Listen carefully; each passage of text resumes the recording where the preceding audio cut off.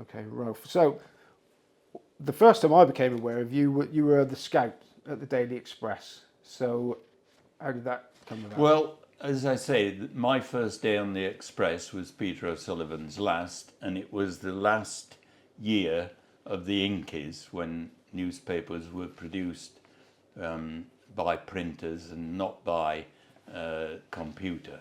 And the last year that the Daily Express was in Fleet Street. So I got lucky again, you could say. But I didn't get lucky as far as becoming the scout for 24 years. John Garnsey succeeded Peter O'Sullivan, quite a young man, very good at his job. And I just was, first of all, sub-editor, and then doing some tips, doing the stuff around John. And eventually got to be the scout when he retired. But it wasn't, this is not an excuse, a cri de coeur, but I got cancer, and that sort of didn't help. I carried on as normal because I was in fantastic hands, marvelous people that dealt with me.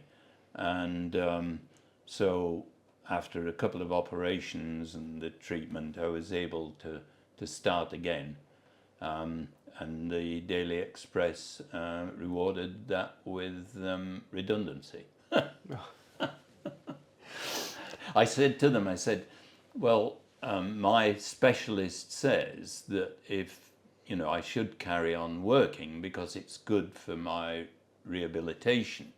And the person who was dealing with the redundancies, I wasn't the only one, said, well, very begrudgingly, well, you can stay on for another year and then you've got to go. And I said, well, it's a good job you said that, or I just sold my story to the Daily Mail. And so I did, stayed on for another year, and then I had to leave. And again, I got really lucky in that I got taken on by Highclere Thoroughbred Racing as their handicapper and writing for their newsletter for Harry Herbert, and that's been a marvellous time again. Harbinger at Royal Ascot, anything that we achieved, even with it, be on a par with Desert Orchid for reaching the heights in racing was fantastic.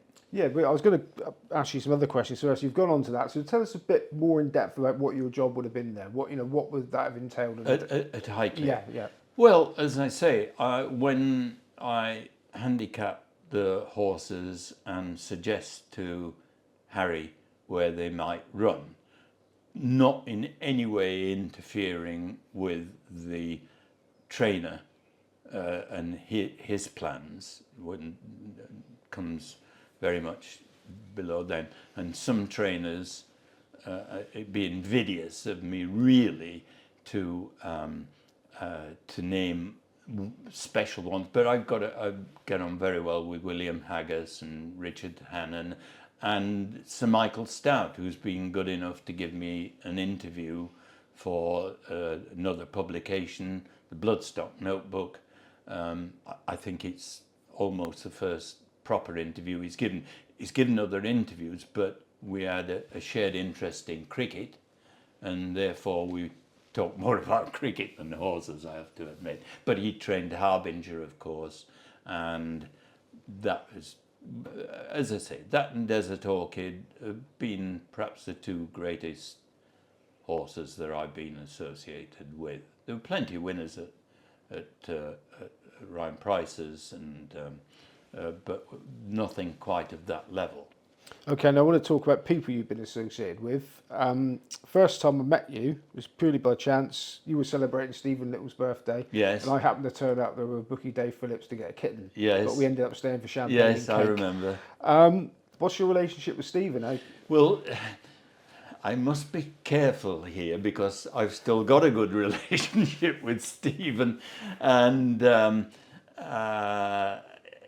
he had a yen for a lady jockey, Australian lady jockey called Harriet Glenn, who came to Toby's. Everybody used to come through Toby's, everybody. And he bought her a horse, or bought a horse that she could ride called Hollow Tree. And it wasn't very good. And we took it to Jersey. And Harriet rode it. And I think that I could be inflating things, but I think she flew, and Stephen and myself took the overnight ferry and slept under the blackjack table. So anyway, we got there, and it won, and she still wouldn't marry him.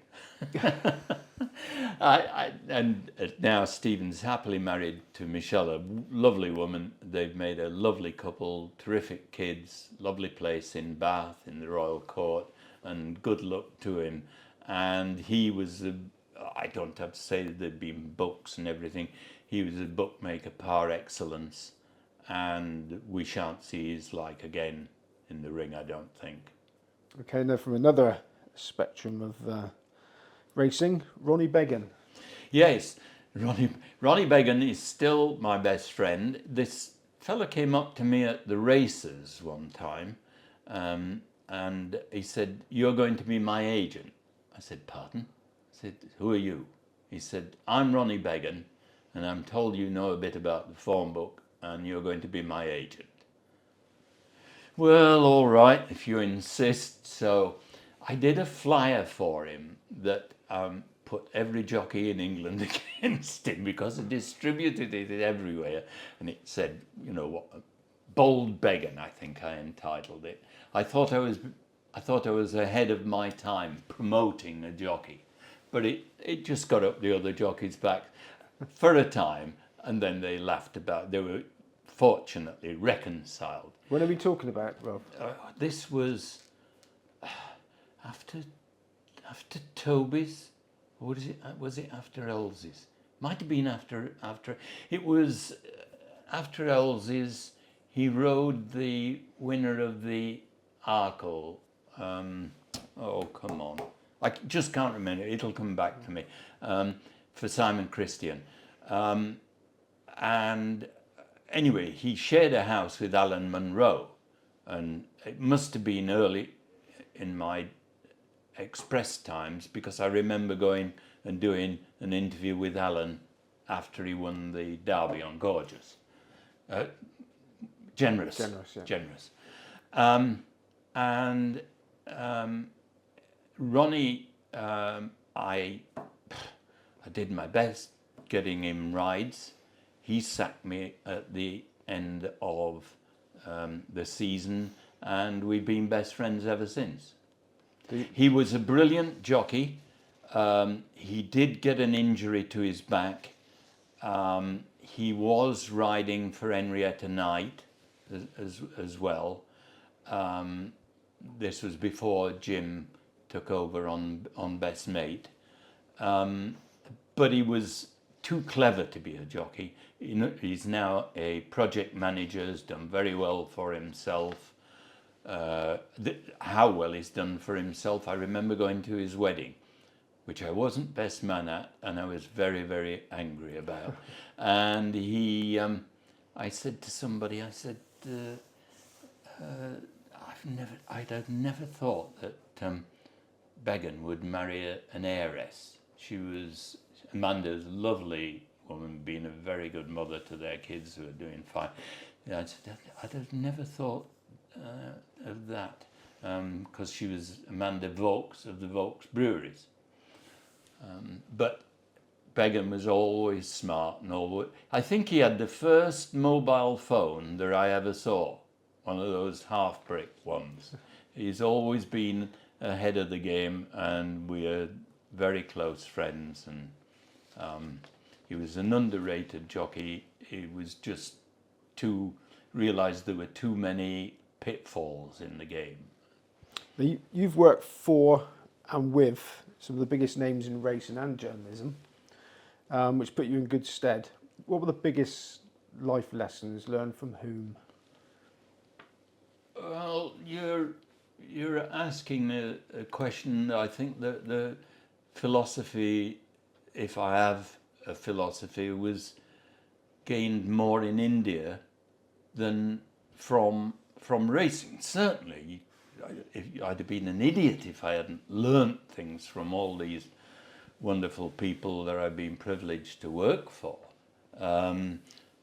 Journalism from Phil, somewhat of an understanding of horses from Ryan, learning to be as mysterious as Elsie, or singular as Elsie, and to not take life as seriously as one might from Toby. And he was fortunate that he could do both. He could regard life as one big party thrill, and at the same time, when it needed to be serious, turn his hand to training Gold Cup winners. But India taught me, and from the successive times I've been back there, that life is precious, and I'm sure it helped me through cancer. Positively, it helped me through cancer, and one or two scares since. The odd bullet's been fired my way, and Is it still the elephant in the room? yes, I've had a couple of biopsies recently, and it hasn't caught up yet. But India, India has changed from when I first went there. When you in Calcutta, you'd see the odd dead body scattered around, and things were pretty cruel. To nowadays, when they have metros and they have electric cars and the roads are better than here, believe me. Apart from, we got potholes, they got cattle, but I'd rather have the cattle than the potholes. I know that sounds a little bit supercilious, but that's how far things have advanced. And because there's 1.4 billion people there, then obviously there are going to be a lot of people left behind, and there is a lot of poverty. But it has become the 5th largest GDP in the world. There are lots of things that I do complain about still there, but what can you say? The Indians are going forward. At the same time, I don't want to get political, we seem to be stagnating, but they are going forward apace. Okay, now talking about going places, the final question. Are there any parts of your story that you shared with us where you'd wish you turned left instead of right? Done something else. I suppose if I'd stayed at Timeform, then I would have maybe started a career in journalism that much quicker, but I don't regret it.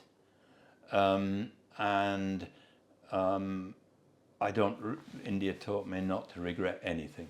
Not to regret anything. I mean, I was treated for cancer under one of the, people will know about it, under one of the big ball which fires the radiotherapy things into, in my case, into my throat.